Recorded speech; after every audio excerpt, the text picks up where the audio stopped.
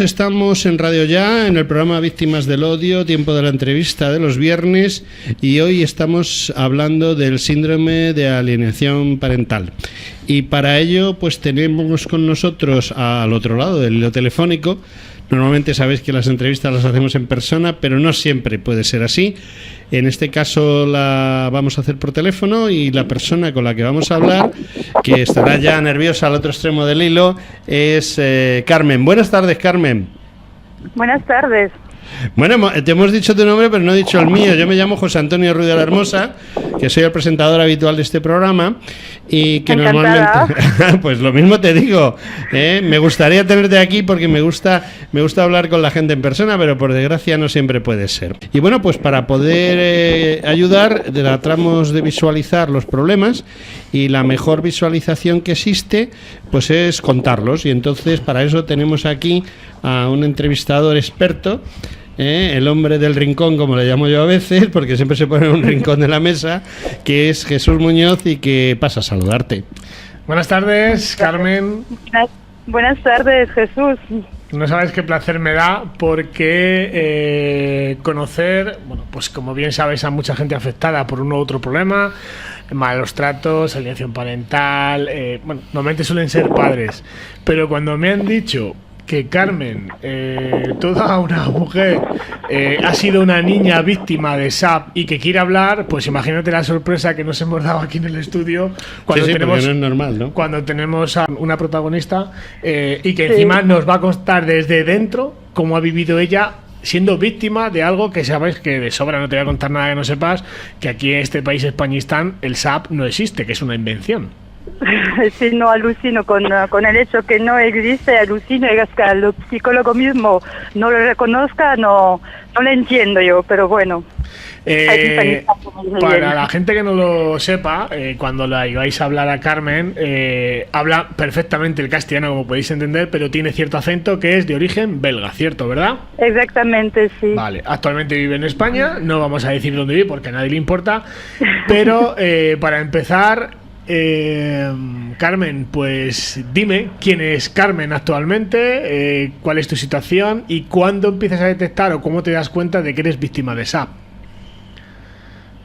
Bueno, cuando me doy cuenta que soy víctima de SAP, ya no estoy ni niña ni adolescente, ya es cuando soy adulta.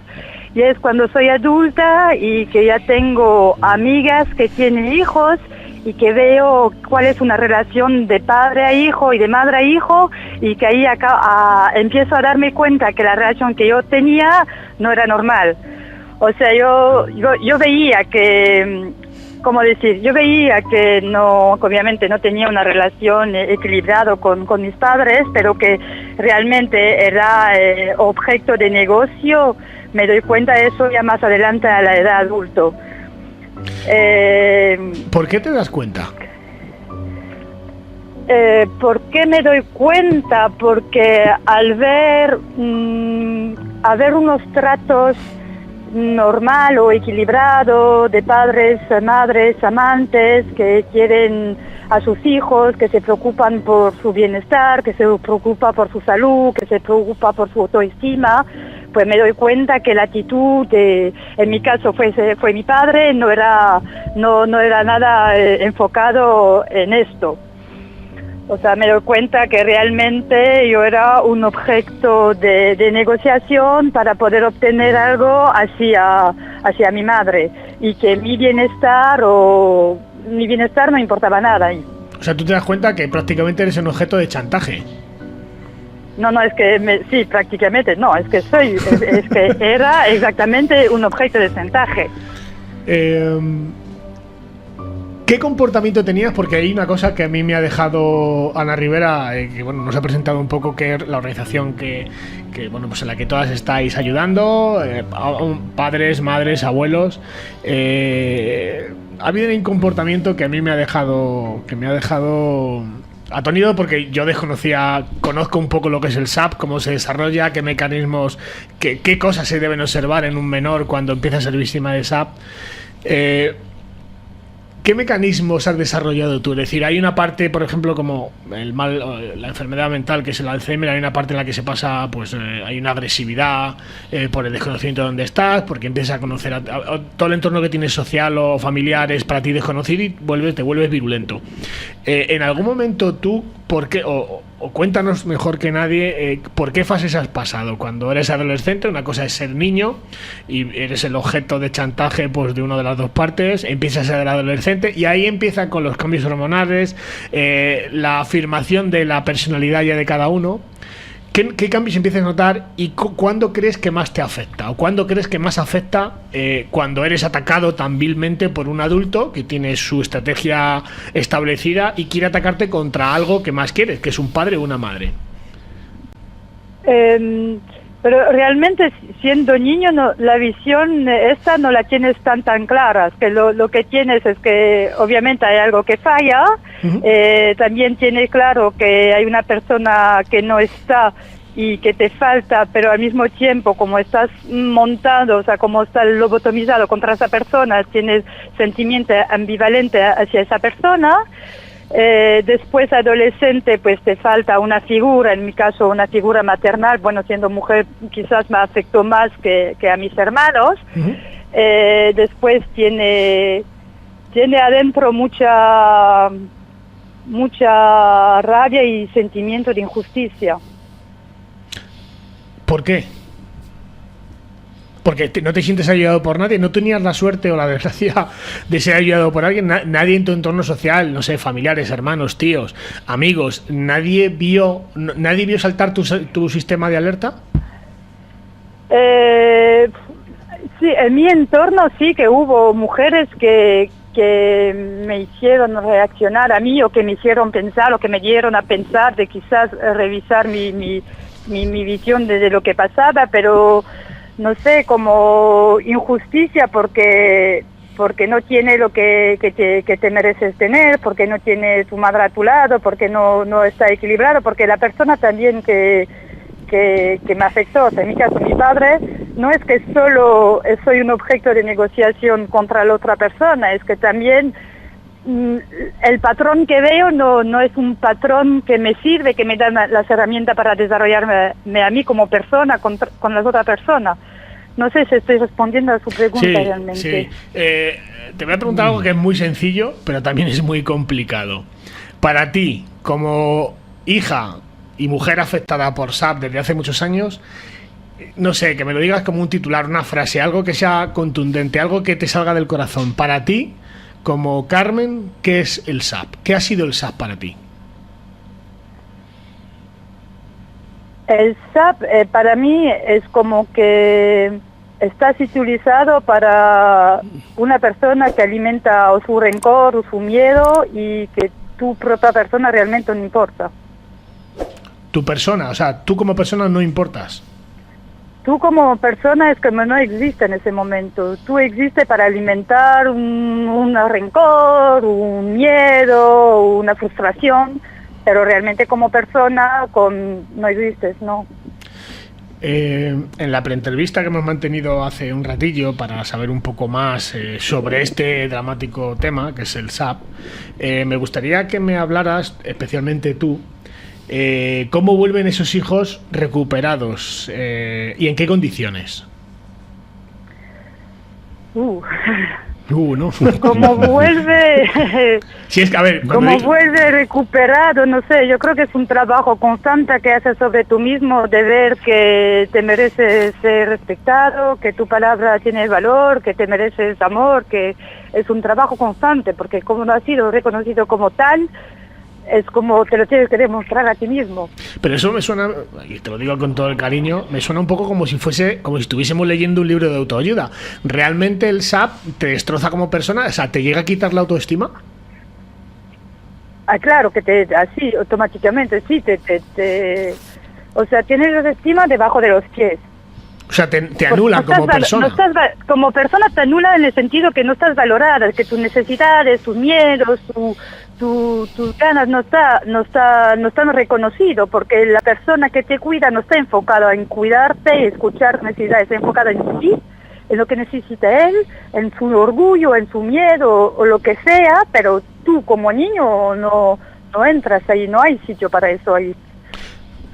Si tú te has dado cuenta, te pongo un ejemplo como a ti porque es con quien estoy hablando ahora mismo, si tú te has dado cuenta siendo ya una mujer adulta, y supongo que a raíz de darte cuenta de estas cosas pues ha empezado tu calvario a nivel emocional o psicológico, darte cuenta que cosas que has perdido, cosas que no tienes, cosas que ya no puedes recuperar. Si tú has tenido esa, vamos a decir entre comillas, suerte de autodetectarte que has sido víctima de SAP, ¿cuánta gente crees que en tus mismas circunstancias son conocedores o hacen esa autoprospección y son conocedores de esa situación que han vivido? ¿Cuánta gente crees que han sido víctimas de SAP lo saben y cuántos crees que no lo saben?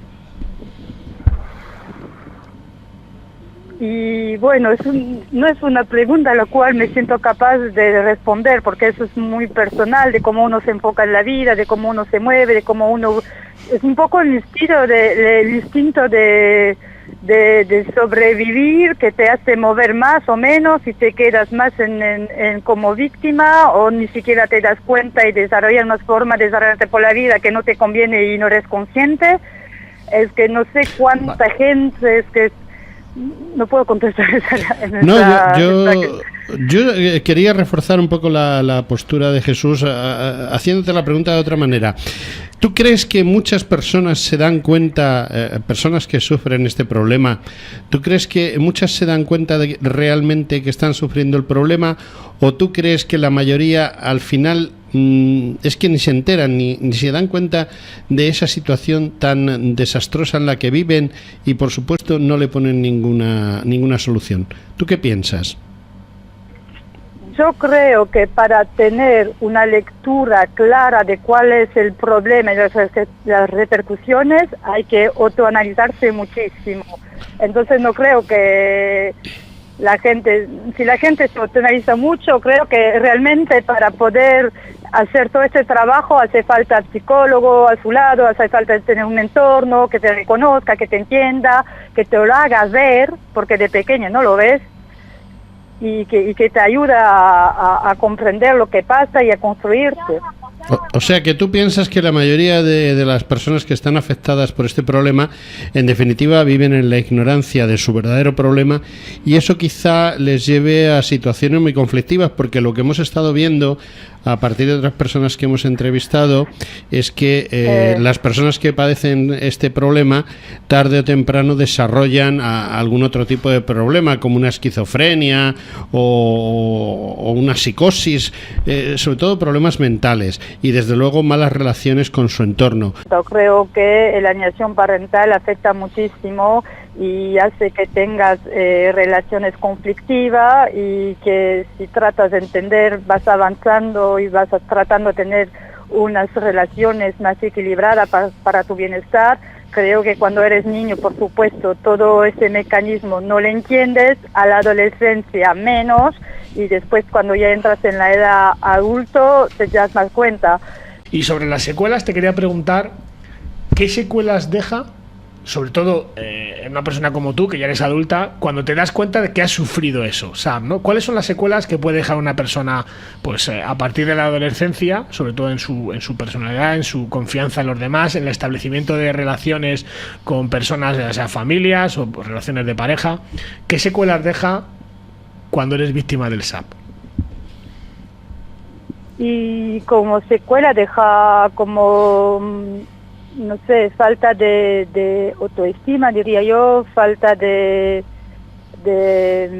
afirmación en tu identidad, como yo, por ejemplo, como mujer. Es que claro, para poder también comparar eso, me tendría que comparar con una persona que no fuese víctima, a ver cómo se siente ella. Pero, ¿por qué dices que falta identidad en ti como mujer? Porque, por ejemplo, en mi caso no he crecido con una imagen de mujer a mi lado, o sea que no... ¿Con una madre te refieres? Como una madre, sí. Entonces, como mi parte de mi persona para desarrollarme personalmente como mujer no lo tengo claro. Vale. Sí, te quería yo preguntar, ¿eso influye mucho luego cuando tratas de tener no sé el tipo de relación que tú puedas tener, pero entiendo que esa falta de identidad de la que estamos hablando puede influenciar mucho para primero conocer a alguien que te sirva de referente como pareja y luego para mantener una estabilidad y un propósito de futuro? Es decir, hay cierta desconfianza, no consigues. Sí, eso claramente, ajustarte. Hay enormemente desconfianza y no consigue ni ajustarse, ni tiene la herramienta para desarrollar una confianza, sí, eso afecta muchísimo. Sí, y eso además puede facilitar el que nuevamente se repita el problema, en el sentido de que al no existir esa confianza, pues pueda haber nuevamente una ruptura de pareja con esa pareja que tú puedas tener y eso genere nuevamente el problema, es decir, esto exactamente, en un círculo sin fin. Es un círculo sin fin en el cual tú eres una parte del círculo, pero inconscientemente, sí, eres una parte del círculo hasta que te des cuenta que lo vas generando tú bueno, en parte lo generas tú porque no tienes esas herramientas para generar confianza, o para mantener tu confianza, o para reforzar la confianza. ¿Has tenido alguna vez la sensación, y te lo pregunto de la más absoluta ignorancia, porque yo no he sido víctima de SAP, no he sufrido SAP ni por mi padre ni por mi madre, pero sí he visto un hijo que ha vivido las secuelas del SAP, pero como a él no le puedo preguntar porque no le veo, pues te lo pregunto a ti, que me pareces un referente primordial. ¿Has tenido la sensación de saber, de sentir que a nivel emocional, a nivel personal, no sé, yo cuando te das algún ataque de una depresión o un ataque de ansiedad, pues notas una presión en el pecho, notas tristeza, tal? ¿Tú has tenido la sensación de que a raíz de descubrir que tienes ese SAP, o antes de descubrirlo, que te pasaba algo y no saber qué es? No sé si entiendes la pregunta. Sí, de por qué esa reacción en frente de esa situación y por qué me está pasando. Sí, es decir, cuando sabes que a nivel emocional, pues se suele decir que las mujeres tenéis como un sexto sentido, ¿no? Y no es un tema hormonal, no es un tema temporal de una ruptura de pareja, no es un tema de trabajo que tienes presión, es un tema tuyo personal. Saber o sentir que tienes algo y no saber qué es. Es por saber, por situar a la gente afectada de SAP, qué parámetros qué puedes sentir tú, qué has sentido tú, cuando te das cuenta, si tienes una palpitación, si tienes, yo qué sé, por decir algún ejemplo, un dolor de cabeza constante. Es que tienes angustia, tienes un montón de angustia, pero es que te tienes un montón de angustia, pero no entiendes realmente lo que te pasa. Eso es a lo que me refiero, es decir, que tú sentías algo, pero no sabías el por qué. Exactamente. Eso es lo que yo quería saber. Yo me di cuenta que eso que había vivido en la niñez me afectaba en mi autoestima. Y me di cuenta que como la visión que tengo de mí era como, no sé, no era justo. No sé cómo explicarlo, es como que no era coherente, digamos. Ya, y entonces que cuando tú eres ya consciente de eso, igual que has sido autodidacta en el sentido de encontrar la explicación a tu problema, ¿qué tipo de decisiones has tomado para tratar de mejorar o solucionar el problema? No, ahora voy a empezar una terapia.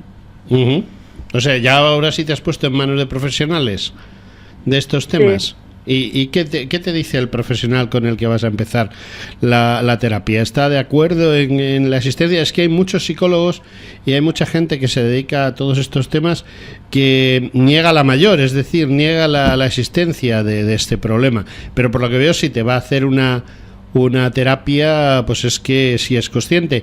¿Y en qué consiste más o menos esa terapia, si no es indiscreción? Algo muy por encima, así. No, básicamente en la reconstrucción de mí y sí, en la reconstrucción de mí y a tener como un patrón un poco estructurado. Para que la gente tenga claro que, bueno, pues que estamos hablando de SAP, es decir, que nadie mejor que tú sabe lo que es, sin adentrarnos en la vida personal de nadie, ¿qué si nos puedes poner algún ejemplo de cosas que tú viviste y que cuando has sido adulta has relacionado como SAP. ¿Qué ejemplos has vivido? Es decir, yo qué sé, se me ocurre, pues es que mamá es... Por ejemplo... Dime. Por ejemplo, hacer un objeto de negociación, lo que puedes llegar a sentir o a pensar no tiene importancia. Entonces, después como adulto, hacer valer lo que llegas a pensar o a sentir es súper complicado porque no tienes las herramientas para hacerlo. Uh-huh. Me expreso. Sí, pero lo que quiero saber es que me pongas algún ejemplo de lo que tú viviste para que la gente identifique qué es el SAP. Te pongo ejemplos. Es que mamá nos ha abandonado porque no te quiere, porque ha formado otra familia. Sí. ¿Qué ejemplos has vivido tú para decir, jolín, es que esto que yo vivía, que no identificaba, es que esto actualmente, esto es lo que hacía que me pusiesen en contra de uno o de otro? ¿Qué tipo de ejemplos has vivido tú? De como que lo que decía, por ejemplo, mi padre sobre mi madre, que nos abandonó. O sea, que eso lo has vivido, o sea, que se te decía ese tipo de frases, ¿no? Sí, que nos abandonó y bueno, entonces tú como tu madre te abandonó, piensas que que tú no mereces la pena de que te ame. Como niño sientes esto. O sea, te sientes abandonado de alguna manera. Te sientes abandonado, pero sin embargo mi madre venía a verme al cole. Qué curioso. Y entonces yo no la quería no la quería ver porque tienes como un sentimiento de ambivalencia que claro, si me te abandonó. Si me abandonas porque vienes a verme, ¿no? No, es que te necesito, pero me abandonas, es súper ambivalente, es súper incoherente realmente lo que los sentimientos y emociones que tienes ahí van un poco de amor y odio y ambivalencia. Sí, súper ambivalente. Pues no sé si quieres añadir algo más, porque creo que ha quedado suficientemente claro qué es la descripción del SAP, qué es lo que has vivido y sobre todo las secuelas que puede dejar una mujer adulta como tú. Pues lo que más me llama la atención es eso, la falta de autoestima, la falta de personalidad, ¿no? La falta de autoestima, de oportunidad y de sentirte como si fuese un objeto, porque realmente eres como un objeto para la persona que te utiliza como método de negociación hacia la otra persona. Actualmente, ¿serías capaz de detectar un niño que está empezando a ser alienado? Viviendo con lo que tú has vivido, con la experiencia que tienes, porque nadie mejor, ni un psicólogo ni un psiquiatra, te puede dar lecciones de nada. Es decir, tú ya has sacado tu propio máster, ¿no?, en alienación parental. ¿Qué podemos decirle desde tu propia experiencia, que es lo que más ansío, ¿no?, saber? ¿Qué podemos detectar en un niño o una niña que está siendo alienado? ¿Cuáles son las primeras alertas que nos van a saltar? Bueno, cuando el niño ya empieza a no querer hablar al padre al padre o a la madre, sin razón aparente, ya es que hay un problema.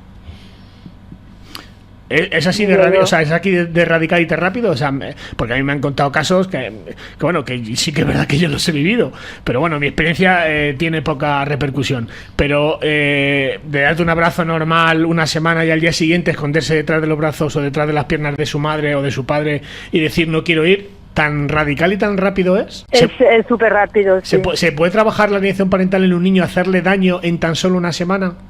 Es muy rápido porque el peso que tiene un padre o una madre sobre el niño es enorme y depende de la edad del niño también, pero es muy rápido. Cuando más efectivo es el ataque psicológico contra el menor? ¿Cuándo crees o cuándo, por lo que tú percibes a tu alrededor, desde la propia organización de esto basta ya, Stop SAP, basta ya? ¿Qué os encontráis ahí? ¿Cuál es la edad a la que decís, por debajo de esta edad es imposible alinear a un niño, y a partir de esta edad, cuál es el porcentaje más alto donde los niños son más vulnerables? Y cuanto más joven son, más vulnerables son. ¿Y cuál es la edad esa? Por ejemplo, 4, 5, 6 años, 10. Sí, 4, 5, 6, 7, 8, 9, 10. Después a la adolescencia ya empiezas a pensar un poco más, a tener tu propia visión de las cosas, pero cuanto más joven es complicado. O sea, realmente es cuando empiezan a forjar su personalidad, es cuando más se les ataca. Sí. Pues Carmen, mil gracias. No sé si quieres aportar algo más, algo que se te surja, si quieres, no sé, algo que se te ocurra para ayudar a, pues seguramente a mucha gente que te esté escuchando, que se siente identificada con las palabras o con las descripciones que has hecho tú, ¿Qué puedes apuntar? Yo lo que diría es que los padres que están así sin los niños, por mucho que el niño le rechaza, no tiene que... Sé que es muy duro, pero tiene que seguir intentando, porque creo que ese rechazo es al mismo tiempo un ¿por qué no estás tú ahora que te necesito? Eso es lo que realmente luego pasa a las secuelas, ¿no? De que al final muchos padres tiran la toalla, y en eso me meto yo perfectamente. O sea, yo tiré la toalla a los 2 años, no aguanté más. Entiendo que sea muy duro, pero tú como niño, al mismo tiempo que estás diciendo, porque mi madre me venía a ver al cole y yo me iba corriendo, pero al mismo tiempo estaba enfadada que no estaba. Sí. Claro, pero no... Es una situación que los niños no entienden. No llegan a entender. Que es una situación que los niños no entienden. O sea, ni ellos mismos saben lo que les pasa. Es decir, mi madre quiero verla, pero cuando la veo me voy. Quizás sea un poco la respuesta psicológica del miedo o la porquería que te mete el alienador. Es la porquería que te meten en la cabeza. Entonces, como te han metido tan bien y te la han mentido tan bien que te la crees, pero va en contra de ti porque no es lo que tú necesitas, y por una parte tú por una parte rechazas y por una parte necesitas. Desde el punto de vista que un niño que sufra SAP, automáticamente, ¿qué es lo que habría que hacer? Yo creo que automáticamente hay que tratar de poder no tranquilizarlo o decirle que estemos, me imagino yo, y tengo una hija que sufra de eso, le digo que la quiero, que estoy presente, que me puede ver cuando quiera, que nunca la abandonaré, que vendré siempre, que cuando quiera esté, y que aunque no me quiere ver, no tenga, yo la quiero igual. Hombre, pues yo creo que es algo muy bonito. Me vas a hacer llorar. Sí. Bueno, no, pues, pero es muy importante porque como niño, el niño no se da cuenta de eso. Ya. No, pero yo como niña la rechazaba, y si no estaba enfadada después. Sí, llevas toda la razón del mundo en lo que estás diciendo. Y era como que el hecho que no estaba era confirmar el hecho que no me quería. Ya. Bueno, pues oye, estamos muy agradecidos porque nos hayas dedicado tu tiempo y que hayamos podido hacerte esta entrevista, en la cual, bueno, pues nos han salido algunas cosas muy clarificadoras que nos pueden ayudar, no solo a nosotros, que somos meros divulgadores, sino a aquellas personas que, por desgracia, que son muchas, tienen ahora mismo este gravísimo, ¿no? Gravísimo problema que se les viene encima a causa de todas estas leyes más o menos incomprensibles que están centradas en torno al género. Y yo desde estos micrófonos, pues además de agradecértelo, pues decirte que están abiertos y que me gustaría que volvieses por aquí. Y bueno, Jesús también quiere despedirse de ti. Nada, solamente decirte lo que debo de decirte, y lo sale de corazón, que no sabes lo agradecido que estoy que una víctima como tú de algo tan intolerable y tan execrable como es la alienación parental tenga la valentía, no solamente por ti, que seguramente a lo mejor algo de terapia te ayudamos a hacer, sino de que no te imaginas la cantidad de ayuda que vas a aportar cuando la gente escuche pues que una mujer víctima de algo así pues dé la cara, en este caso ponga la voz y cuente su problema, y ayuda a mucha gente a identificar que muchas de las cosas que sufren a nivel emocional igual están en la base de la alienación parental que ha sufrido de pequeña. Así que lo único que me queda decirte es que mil gracias, Carmen. Bueno, Carmen. No, un placer, si les puedo ayudar, un placer. Bueno, Carmen, pues muchísimas gracias por tu presencia a través de la línea telefónica y bueno, sabes que cuentas con nosotros y nosotros también creo que contamos contigo. Hasta un próximo día en el que podamos hablarnos, ¿vale?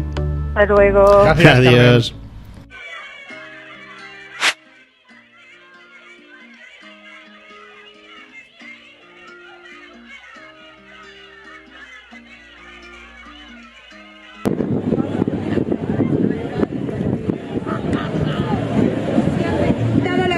Que supuestamente más le quiere, que era su papá o su mamá.